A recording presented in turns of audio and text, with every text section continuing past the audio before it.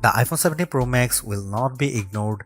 It sports a love it or hate it design that takes the camera bar across the entire back of the phone, and it comes in a cosmic orange color you can see from space. But this flagship brings more to the party than just a bold new look.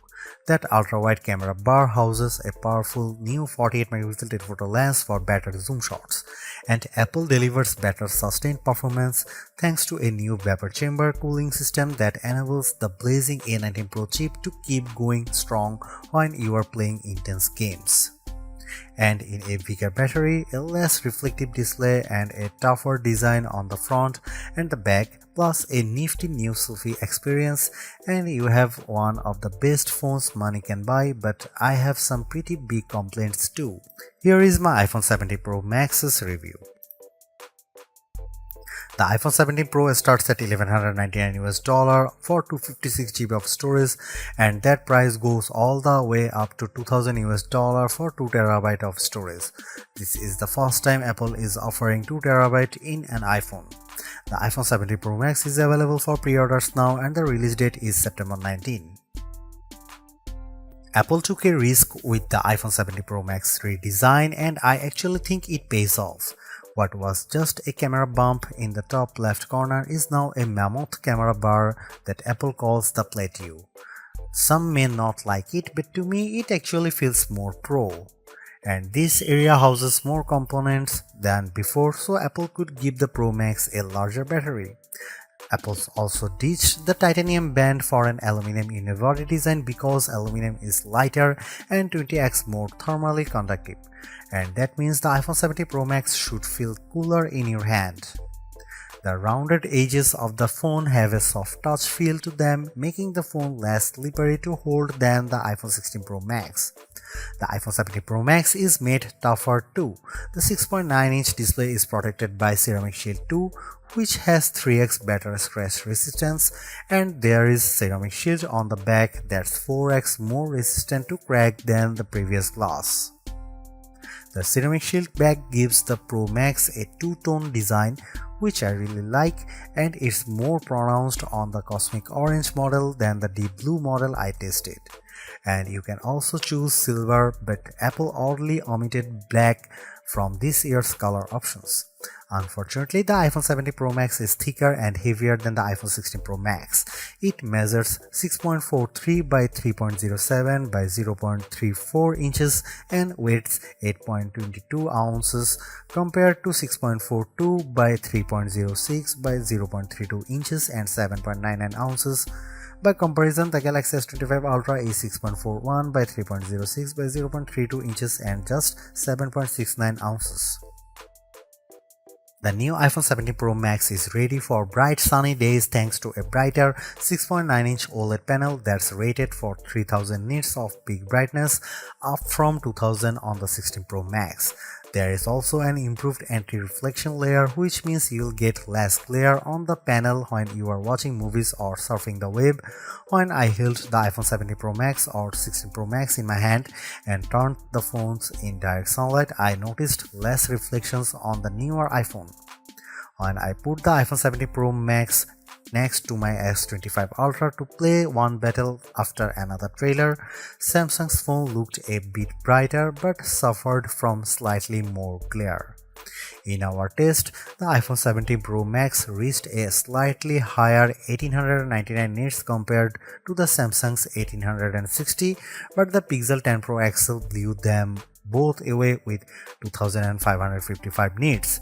The iPhone 17 Pro Max also fell behind the Galaxy and Pixel in color reproduction, reaching just 77.6% in the DCI-3 color space test. And its colors aren't as accurate as what you would get on either S25 Ultra or Pixel 10 Pro XL. The iPhone 17 Pro Max is now a triple threat with three 48-megapixel cameras, including a telephoto zoom with a sensor that's 56% larger that can deliver up to 8x optical quality zoom, and you get an 18-megapixel center stage front camera that can do a very neat trick. Here are some camera samples of the iPhone 17 Pro Max.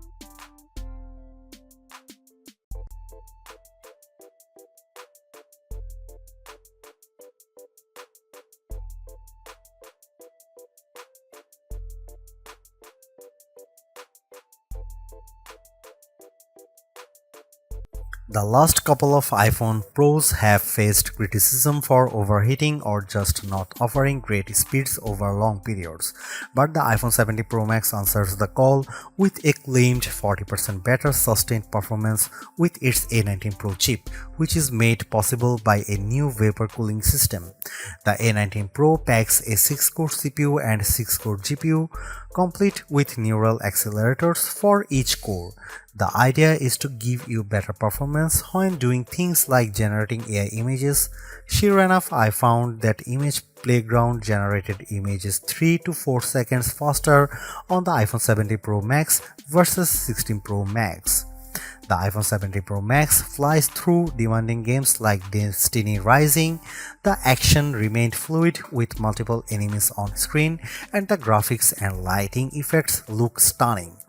On Geekbench, which measures overall performance, the iPhone 70 Pro Max beat the Samsung Galaxy S25 Ultra on the single and multi-core portions of the test. The new iPhone also finished our video transcoding test 30 seconds faster than Samsung's device. Most impressively, the iPhone 70 Pro Max beat the S25 Ultra in our graphic testing. After Samsung had pulled ahead over the last couple of years, on 3D Mark Solar Bay Unlimited, we saw frame rate of 46.6 compared to 42.4 FPS for the Samsung. That's a big jump from 28.1 FPS for the iPhone 16 Pro Max. But what about sustained performance? The iPhone 70 Pro Max uses a vapor chamber cooling system that is designed to minimize heat and keep it away from the key components. To test sustained performance, we ran the 3D Mark Wildlife Extreme Stress Test, which includes 20 runs of the same demanding graphic test.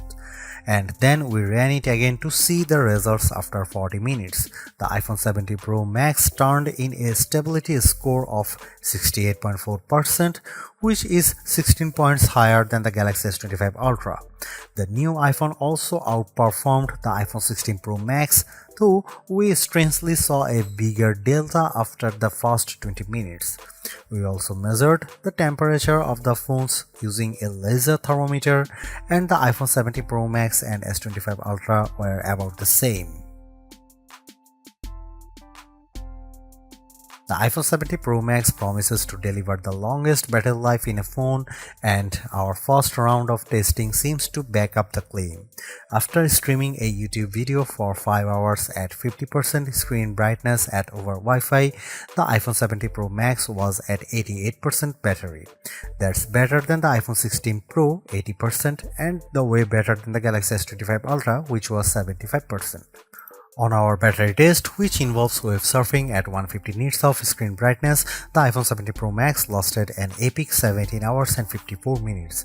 That's the longest lasting iPhone we have ever tested and puts Apple near the top of our best phone battery life list. It also beats the iPhone 16 Pro Max's 14 hours and 17 minutes as well as the Galaxy S25 Ultra's 14 hours and 27 minutes in the same conditions.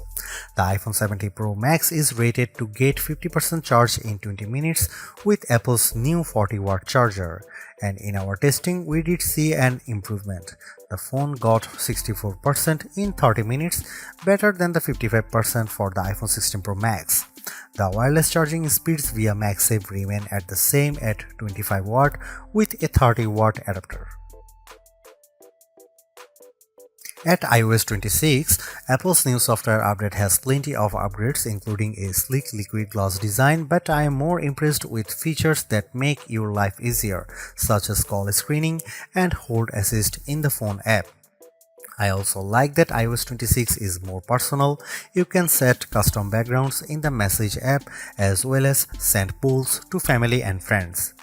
In terms of Apple Intelligence, Visual Intelligence gets an upgrade as you can now ask questions about whatever's on your screen. You can either search via Google or ask questions via ChatGPT. However, Apple is behind Gemini Live here as Google's AI can analyze your screen live and you can ask Google's Assistant questions in real time.